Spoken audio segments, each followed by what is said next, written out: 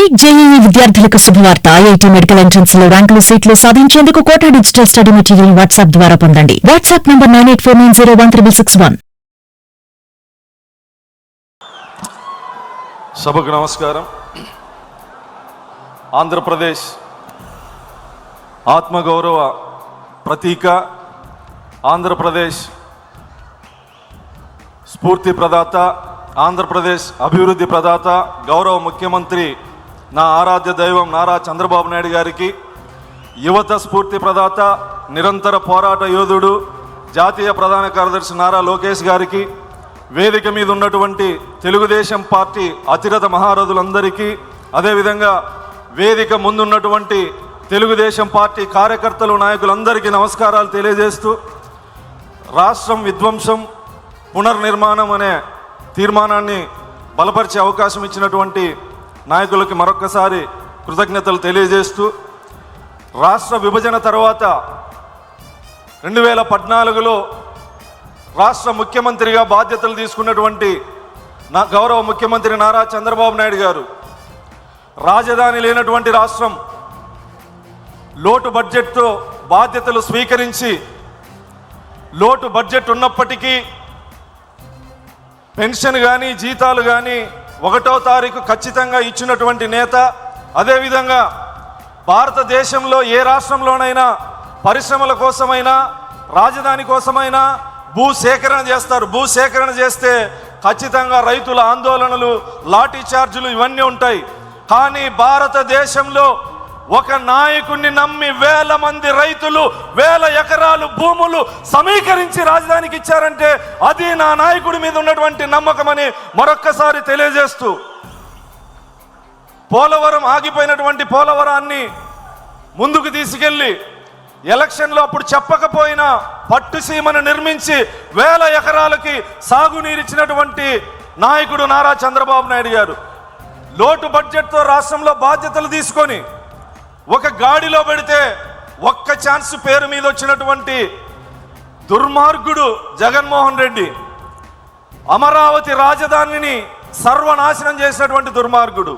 ఇక్కడ ఇతిహాసాల్లో అయినా పురాణాల్లో అయినా రాజధాని నిర్మాణం చరిత్రకారులకి, యుగ పురుషులకే సాధ్యం. చరిత్రకారుడు చంద్రబాబు నాయుడు గారు కాబట్టి, యుగ పురుషుడు చంద్రబాబు నాయుడు గారు కాబట్టి రాజధాని నిర్మాణం ఆయనకు అవకాశం వచ్చింది. రాక్షస మనస్తత్వం కలిగినటువంటి జగన్మోహన్ రెడ్డి ఆ చరిత్రని తిరగరాయాలని చెప్పేసి విధ్వంసం చేశాడు. మళ్ళీ ఆ భగవంతుడు నారా చంద్రబాబు నాయుడు గారికి అవకాశం ఇచ్చింది.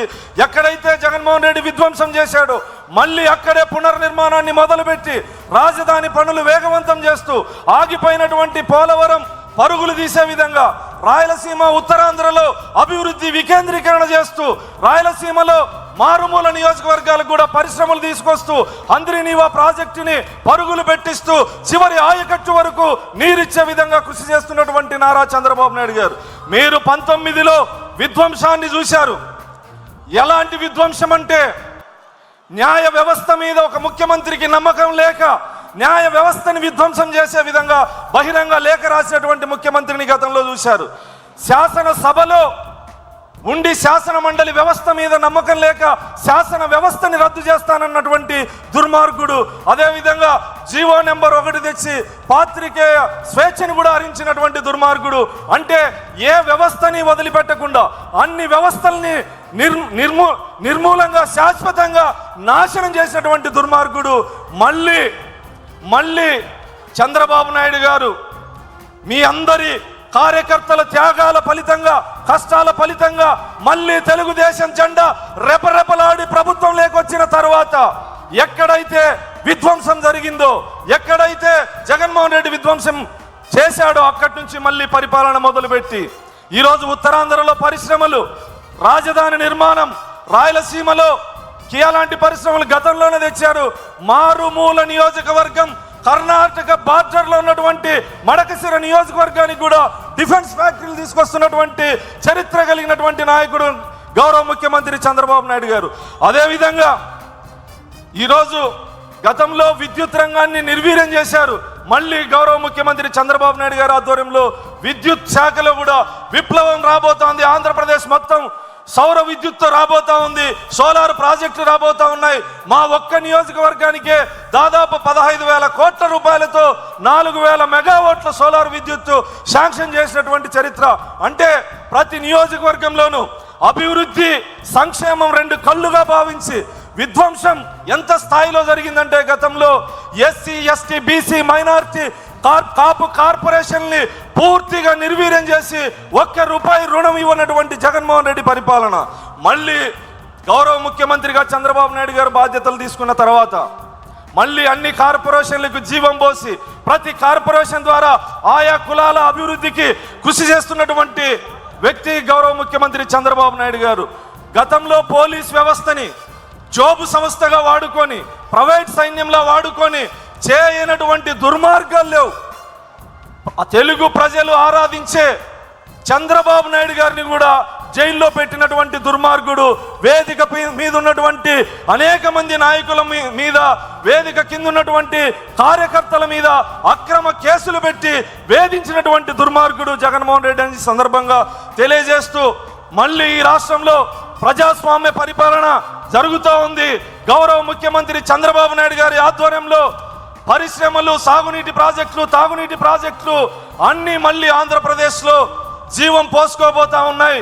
ఖచ్చితంగా శత్రువులు సైతం గౌరవ ముఖ్యమంత్రి గారి గురించి మాట్లాడాల్సి వస్తే క్రీస్తు పూర్వం క్రీస్తు శకం లాగా అభివృద్ధిని తెలుగు రాష్ట్రాల్లో మాట్లాడుకోవాల్సి వస్తే చంద్రబాబు నాయుడు గారికి ముందు, చంద్రబాబు నాయుడు గారి తర్వాత ఖచ్చితంగా భావితరాలు కూడా మాట్లాడే విధంగా తెలుగు రాష్ట్రాలని అభివృద్ధి చేస్తున్నటువంటి గౌరవ ముఖ్యమంత్రి గారికి ఈ సందర్భంగా కృతజ్ఞతలు తెలియజేస్తూ, ఈ తీర్మానాన్ని బలపరిచే అవకాశం ఇచ్చినందుకు కృతజ్ఞతలు తెలియజేస్తూ, చివరిగా తెలుగుదేశం పార్టీలో కష్టపడి పనిచేసే కార్యకర్తలు ఏ స్థాయికైనా రావచ్చనడానికి నేను ఒక ఉదాహరణ. నిరుపేద దళిత కుటుంబంలో పుట్టి తెలుగుదేశం పార్టీని, గౌరవ ముఖ్యమంత్రి చంద్రబాబు నాయుడు గారిని నమ్మి పనిచేస్తే ఎటువంటి బ్యాక్గ్రౌండ్ లేనటువంటి, గాడ్ ఫాదర్ లేనటువంటి ఒక సామాన్య కార్యకర్తని ఈరోజు శాసనసభ్యుడు చేసినటువంటి సందర్భం మీ అందరికీ తెలుసు. కష్టపడి పనిచేస్తే గాడ్ ఫాదర్లు మనకు అవసరం లేదు.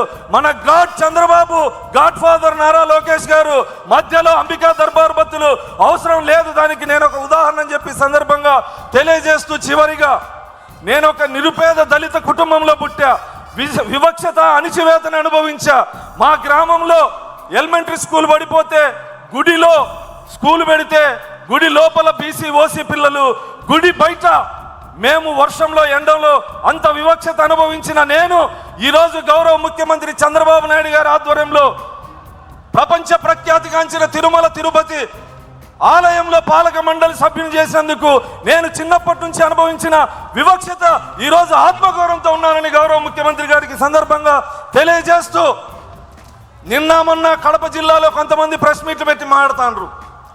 తెలుగుదేశం జెండాలు ఎక్కడెక్కడో కట్టారు, మేము అధికారం లేకొస్తే తెలుగుదేశం పార్టీ నాయకుల ఇళ్ల మీద కడతామని చెప్పి ఈ సందర్భంగా నేను హెచ్చరిస్తా ఉన్నా. ఎంతో మంది మహామహులు తెలుగుదేశం పార్టీ జెండాలో దారం కూడా పీకలేకపోయారు. తెలుగుదేశం పార్టీకి కార్యకర్తలు అండ ఉన్నంత వరకు, నారా చంద్రబాబు నాయుడు గారి నాయకత్వం, నారా లోకేష్ గారి నాయకత్వం ఉన్నంత వరకు మీ ఉడత ఊపులకు ఎవ్వరు భయపడరని సందర్భంగా తెలియజేస్తూ, గౌరవ ముఖ్యమంత్రి వర్యులకి, జాతీయ అధ్యక్షుల వర్యులకి ఒక చిన్న విజ్ఞప్తి.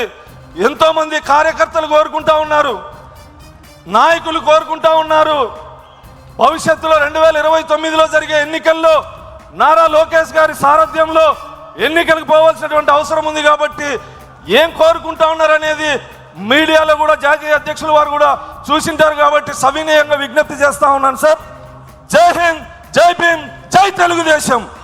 చంద్రబాబు నాయుడు గారి నాయకత్వం, చంద్రబాబు నాయుడు గారి నాయకత్వం, నారా లోకేష్ గారి నాయకత్వం.